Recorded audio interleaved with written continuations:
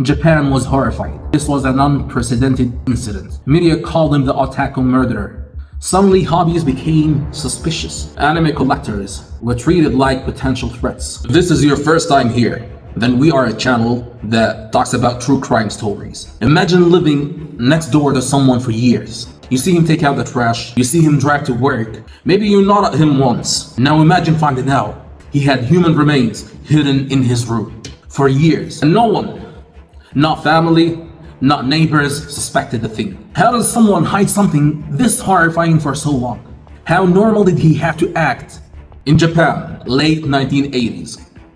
Quiet neighborhoods, orderly streets, the kind of place where parents felt safe. So how did a serial killer operate here unnoticed? Because he didn't look like one. He wasn't loud, he wasn't aggressive, he wasn't charismatic. He was awkward, shy, invisible.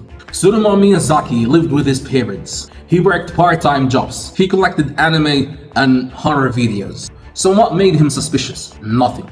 That's the terrifying part. He blended in so well that even after multiple children went missing, no one looked at the quiet guy with the glasses. Why? Because evil rarely introduces itself. It just waits. Between 1988 and 1989, 4 young girls disappeared. Police suspected the predator, but who? There were no obvious connections, no public suspect, no frantic man acting strangely. So how do you catch someone who looks completely ordinary?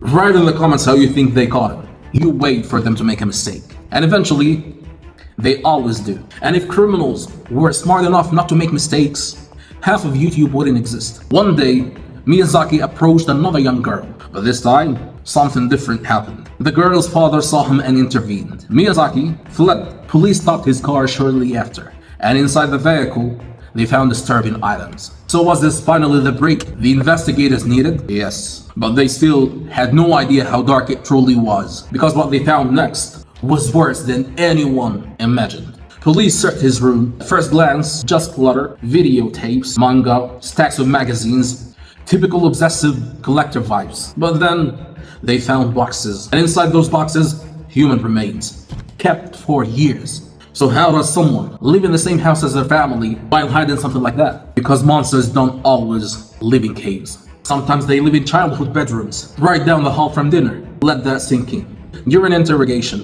Miyazaki gave bizarre explanations. He blamed alter egos. He claimed the rat man controlled him. Was he insane or pretending?